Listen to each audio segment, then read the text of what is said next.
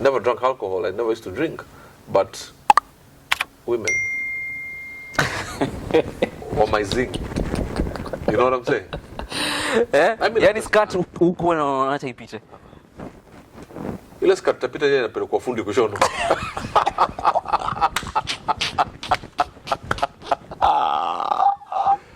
Yes. How was it now transiting now from UK to? I was easy. Oh. See, I found a strip club in Nairobi.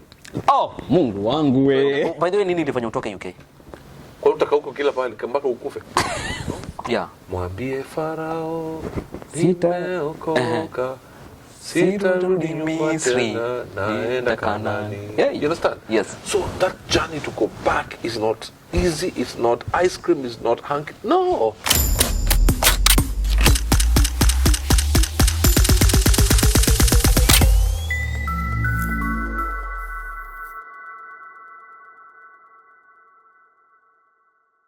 Yeah, what's up, Mambo VP, everybody? Welcome to Mkenya Marekani, a platform where you always support us. You know, here we talk about how you can come to the US, we give you options, and we also talk about life in the US. I feature a lot of Kenyans here in the US, and we also feature people who do extraordinary stuff. And today is no difference. We have a very special guest here. And before we even continue, please make sure you subscribe and click that bell so that anytime we bring new content from the US, you'll be the first one to watch, okay? So, without any further ado, ladies and gentlemen, mtu wangu wa power kwa hapa. Yeah, welcome so much. Thank you. Yeah, unajua people always hear RB. Leo wamemuona. Wanafikiri rice and beans. Apa rhythm and blues. It's good to be here, bro. It's good to be here. But baridi naona ni kama inakukimbisha. Please, I want to go back home. Wacheni mimi nirudi nyumbani. I've had a great time. I think it's time to go back home. Yeah, but you're enjoying so far so good. Yes, with the hospitality you guys have accorded to me. Yeah. I am very humbled. Wow. Yeah, I've had a great time. The meetings have been amazing. Yes, amazing. And after this, I'm hoping we're going to look for some ugali and fish. Hey, you and ugali and fish, see? We end up in Rafiki's. Yeah. Rafiki's. Yeah. A very nice place. Yes. Absolutely fantastic. It's only because Gary is around. He always take you to the best. I know you're good. Guys, let me tell you. Come on, John, say as your friend, when you come to America, look for this guy. He is very selfless. He gives his time. And I really do, honestly. And I'm not saying because the cameras are rolling. I've told you this without the cameras. Yes. I really do appreciate yes. You're a true friend. Thank you, bro. Yeah, you're a true friend. Thank you, bro. So, first things first, you know, let's first of all start with an introduction. I don't know if people know you, but it's good to hear from the horse's mouth, yes. You know. Tell us who you are, first of all, so that we can move on. I'm just a man who... Just a man. Yeah, Kanji Mpogwa. Yes. But he's in California. Yes, yeah. Doing great things. Yeah. I mean, I watch Kanji a lot. Yeah. He's a true worshipper. I'm just a man who has experienced the amazing grace of God. Mm-hmm. I'm an author, I'm a father, I'm a TV radio host, and most importantly, I'm a minister of the gospel of Jesus Christ. I'm an author, of course. Mm-hmm. And then I'm a transformational speaker, inspirational speaker, pathfinder, among other things. But mazimini mtu bila God sijui ningekuwa wapi. Yeah. We joke a lot about Bukalari. Ni ukweli ulilelewa huko? Sikulelewa huko, but huko ndio changu. Hii kizungu ulitoa wapi? I went to Bungoma High School.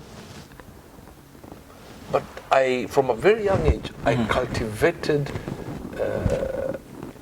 reading. Yeah. I mean, the love for reading. I take a newspaper and just read it aloud, you know, and I just think penny God alisema wacha msana penda kuongea. Yeah. Let me just give him some tools that will help him speak. Yes. Through the world, because God knows our giftings before we were born even. So from Bungoma you went to Nairobi, because at some point you were also in UK. Yes. I mean, I was going to Bungoma High School not because I was living there from Nairobi. Grew up in Nairobi, went to the UK, came back, and in Bungoma High School I was in the drama club under Mr. Oliver Minishi, a man I love and honor and respect.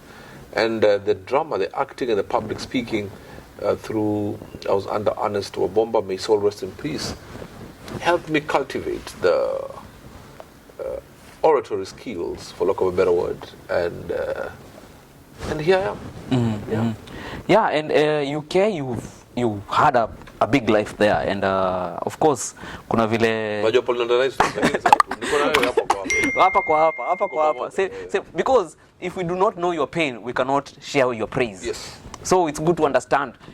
Some people are maybe new here. They're even seeing you for the first time. They're seeing me for the first time. You know, YouTube is a big platform where we get new people all the times.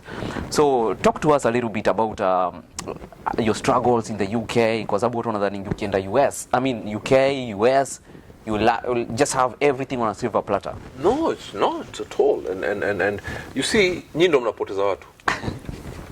Let me speak to you guys from the US, UK. You go home for summer. Yeah. Where? Munatesa. You're all over rolling with the big boys and big boys, the big machines. Yeah, so guys are like, wow, so that's how life is there. Yeah. You know, and it's not really the true picture that, I mean, you can't live like that in the US every day, can you? No. No, it's not practical. Yeah. You understand? In the UK, I started going to some funny places. I mean, sort of secret strip clubs and, you know, and it took me to a downward spiral, bro. When your free time, you just run into a strip club, clubbing and all that. Never drank alcohol, I never used to drink, but women. Or my zing. You know what I'm saying? I mean, yani skirt huko na acha ipite. Ile skirt tapita yeye anapelekwa fundi kushono.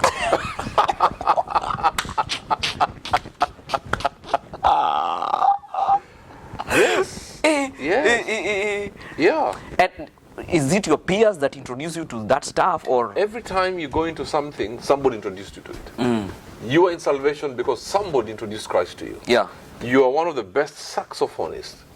Somebody made you have that interest. Yes. Everything, the good, the bad, and the ugly. Somebody. It's as simple as that. Somebody. So watch the people you're talking or walking with. I mean, the common statement that people make is, show me your friends and they'll tell you who you are. Rings very true, Gary. Are you Gary or Jerry, by the way? Gary. But, you know when God, Moses asked, who should I say you are? Some people call God, depending with how you... Yes.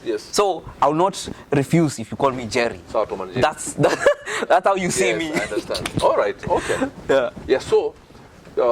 our friends really determine our direction. Yeah. You know, because impartation goes both ways, positive and negative. Hang around with drunkards. Honestly, for some time, you may start drinking, or if you don't, you may start condoning drunkenness. Yeah. So I started living a life of uraibu. Yeah. Uraibu, Yeah. I just use that word to show you that I know a few Swahili words, big vocabularies. But it's just really, bro, we had all the time to play around, play with the ladies, go to the strip clubs, not realizing that was the beginning of a very downward spiral for me. Because when I went back home, the strip clubs had mushroomed in every corner. And I gladly moved my file from UK to another strip club in Nairobi. Yeah. My goodness, yeah. Wow. And now, did you now stop that when you came back to Nairobi? Oh, by the way, nini ilifanya utoke UK? Kwa utaka huko kila pahali, mpaka ukufe. Wacha niangalie hivi. Uliamua tu urudi mtaani? You can't stay there forever. My dad passed on, and sometimes you just want to come back home. Yeah. How was it now transiting now from UK to... It was easy. Oh. See, I found a strip club in Nairobi. Oh, Mungu wangu we. It was just a shift of my file. You know, Langata? Langata, now we are sending you somebody. We are sending you the file. Please welcome him with open arms. And I was welcomed with open arms. So Langata ilikuwa inakutambua? We? Si Langata. Hiyo strip club ya Langata.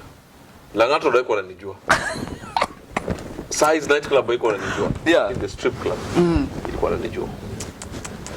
That is why I tell young people, Mr. Gary, be careful when you say, let me try this just one time. Yeah. Let me take a spliff, let me take a puff one time. Why? That one time is just preparing a rope to put on your neck. By the time you're realizing it's too late and the rope is safely around your neck. and then you start looking for like-minded people. You see the way you meet friends in church, and you become friends because you met in church. Yeah. Here you meet friends in strip clubs. You know, you in church, you say, "Mazi, that someone was deep." Strip clubs, ule dem alikuwa ameiva. Ati hapana, the other one was better. You didn't see her eyes, you didn't see her hips. You know what I'm saying? Yeah. So even your conversation changes to the very wrong things. Yeah.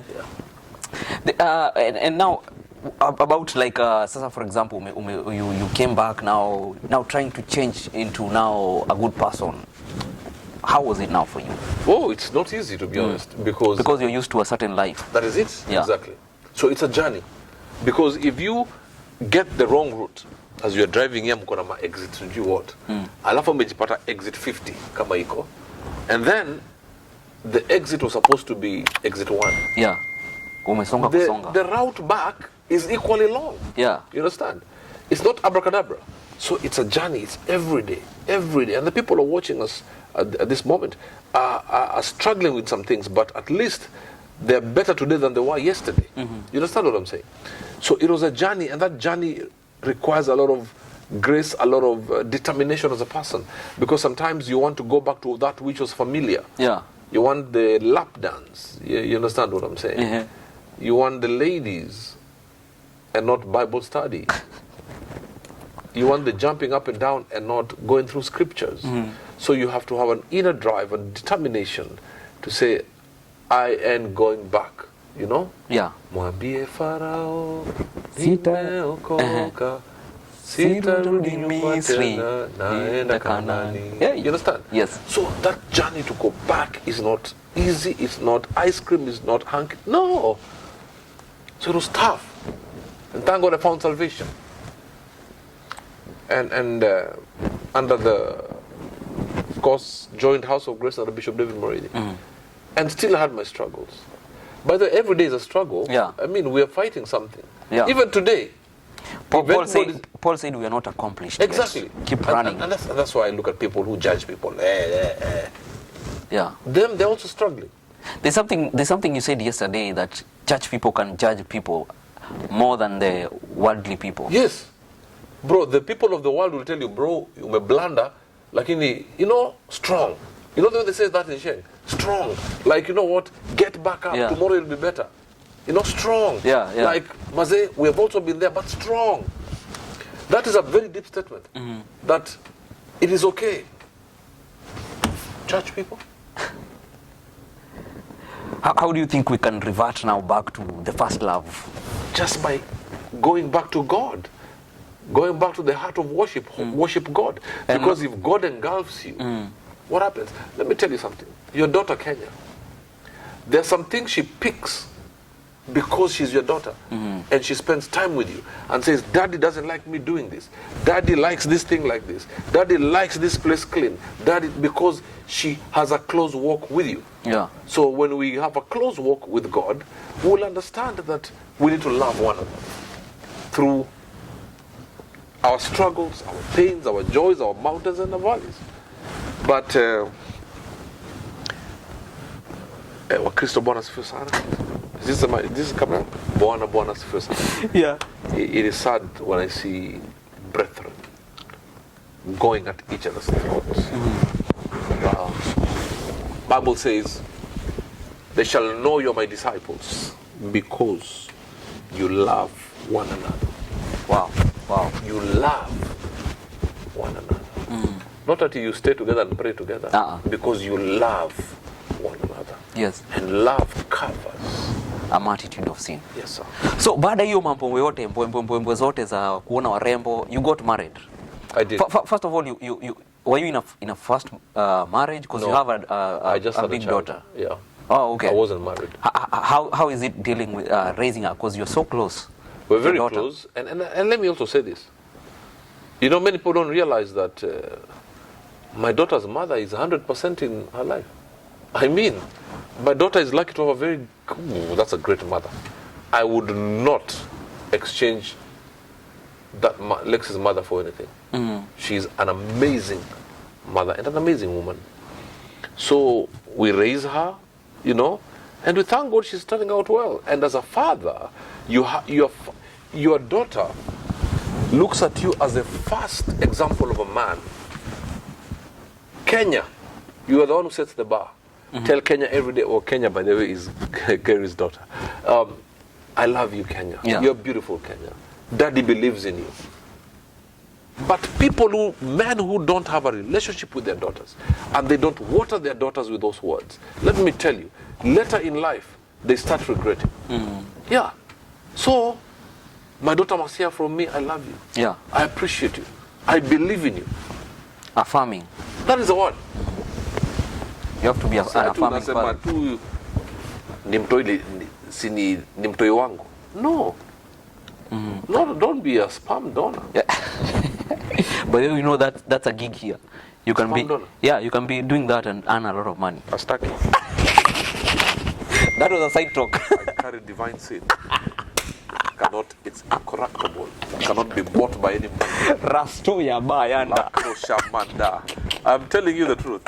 So, you then ndo hapa. Bro, always nyonga and then but no, they use syringes. To do what? To remove those stuff. You don't have to go there and Hey, I'll ask you this off camera because a grown man is saying I'm going to work. You told your kids Daddy is going to work.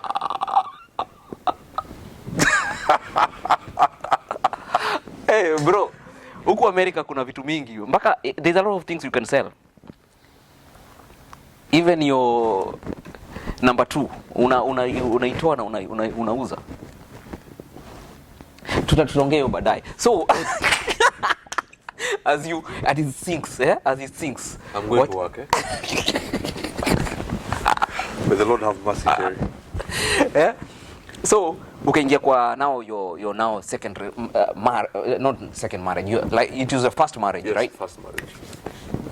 I was married to a woman of God. I'm sure known to you, of course. You yeah, of course. She's a gospel artist. Oh no, she's a gospel minister. She is really a minister of the word of God through music, but it just didn't work. Not that she's a bad person. No way, Jose. Not a bad person at all. But it just didn't work out. And I do believe we want to, and we do maintain mutual respect now. Yeah. And wishing her all the best. Oh, but that's a good woman. It just didn't work out. And we didn't even go into our second year of marriage. So it didn't work out. But doesn't mean that then we become enemies. No, not at all. But it didn't work out. Do you think it's gonna be easy now finding the one, because now you're growing so popular, and you don't know what that person is coming for? Is that a big challenge for you? It was for a while. I'm on the West Pokot. No, I'm kidding. Yeah, there's that, and what is popularity really? But by God's grace, maybe because you have been given visibility, so you're known, and you sometimes worry. And yes, Gary, at the back of my mind, I'm like, okay, maze mtu asifall in love na ule msee au na kwa TV. Because you come on TV, we're not there for 24 hours. Yeah. You can put your best foot forward and you can inspire. It's a character. Yeah, you can inspire people. And then the unction comes upon you. Even preachers, the unction comes upon us for that 1 hour of preaching. But when we go home, we still have our fears. We still have our insecurities. We have our weaknesses. You understand what I'm saying? So if you fall in love largely with a man or a woman you see on TV, and then you get home and you're like, oh, so pia wewe unakuanga na woga. Sometimes you get insecure about things. Yeah. So, Mr. Gary, yeah, that sometimes plays in my mind. Yeah. So, being a public figure comes with a big baggage of how to deal with stuff, how to deal with trolls, how to deal with like during the COVID, you're the talk of town. Towns. Yes. I was receiving calls from even America. It was how do you deal with such things? What happens is when you're a public figure, remember now everybody, or a majority of people feel they own you. The good, the bad, and the ugly. Yeah. That you have to walk on eggshells. To be honest, today I'm in America, and I decide to meet somebody, and we go for lunch somewhere. A lady. and somebody takes photos and sends to Kenya. Yeah. Like Robert travels to America with his girlfriend. That will be, some people would say that. You understand? So you can't really live your life for people. Like, you can't even breathe because what will people say? I kid you not, Mr. Gary, I got delivered from that. In the beginning, it wasn't so. I was like, what will people say? Now, I'm leaving the house. I'm in some funny trouser. Oh, like, what? Now, I had a t-shirt and you know, just be me, enjoy myself, and just live a life that we all live. I mean, but trolls are there. But, you never respond to trolls. You always take care of your, how do you take care of your mental health now? God, I pray a lot. Sometimes when you get trolled, the first place you run to is the prayer closet. Yeah. And you just tell God, keep my sanity. Give me the peace and joy that surpasses all human understanding. You understand what I'm saying? And then, with time, my Bishop David Moredi says, son, have a soft heart, but a thick skin. Yeah. Hard to understand what people are saying, but thick skin to take the punches. If you will enjoy the benefits of being a public figure, don't think the downside will not come. It will come. Yeah. So roll with the punches. Just don't feed on it. And the same people who praise you today, they're the ones who will. Kanyaga, kanyaga, kanyaga. You remember that song? They will kanyaga you. They will kanyaga you. But don't take it personally. Some people abuse you because, or insult you because they have access to free Wi-Fi. They have the password for the neighbor. Others because they have their own insecurities. Yeah. Others maybe they are justified to say something, but it is their way of saying it that needs a little bit of polishing. Yeah. So you need God, by the way. Others, mental health. Yeah. Same chairs. No. I know people, bro, who have committed suicide. Yeah. Because of being trolled. And then don't even think of it, because they'll troll you on Monday, they troll somebody else on Wednesday, and then another on Friday, and then Sunday, because now they're not at work, so there's no free Wi-Fi, they go quiet. They go quiet. Until Monday. Usiku wanalala. Yes. Walisema, Waswahili walisema, watapiga kelele, usiku watafanya nini? Watalala. Yes. So we just don't take it personally. Keep your hearts. Do not take offense. Do not let the bitterness take over, and just keep moving. Yeah, you've been to the US so many times, yes. And going to the embassy itself is not very easy. What can you just inspire people who are going to the embassy? Maybe they don't get the visa. What can you tell them? Whew. The first time I got an American visa, I think, was about 6-7 years ago. And we're coming for the Pastors and Leaders Conference in TD and I came with my bishop, David Moredi. So for me, I had all the letters from here and from my bishop, the church. But what I'll tell people is, don't go there trying to be dramatic. Don't. Just be honest. And do not answer what they have not asked. How many brothers do you have? 2. 2. One is a banker, one likes football. In fact, one likes American football. No, don't. Yeah. What they have asked, just answer. You know, it's a thing. We Kenyans or people from Africa, we think by talking a lot, you're making your answer very valid. You know, some people talk themselves out of the visa. On minute 2, the person had decided you're getting it. But 7 minutes later, you're still yapping. You're told, no, this time. Like even, for example, if tomorrow I'm not going to work, I just say tomorrow I'll not be available. See, tomorrow sitakuja, mama yangu ni mgonjwa, nilimpeleka sijui wapi. No. Just be precise. Straightforward. Yeah. Simple and to the point. You're not the only one doing an interview that day.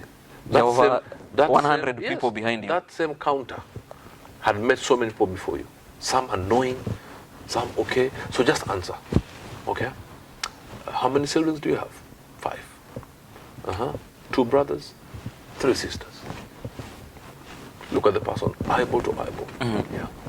I know you've been in the UK for so long. Were there things that maybe you need to demystify about US, like the culture shocks, things that you never expected to see, or you thought they're like this, but when you came to the ground, it was quite different? First and foremost, I was shocked to see homeless people.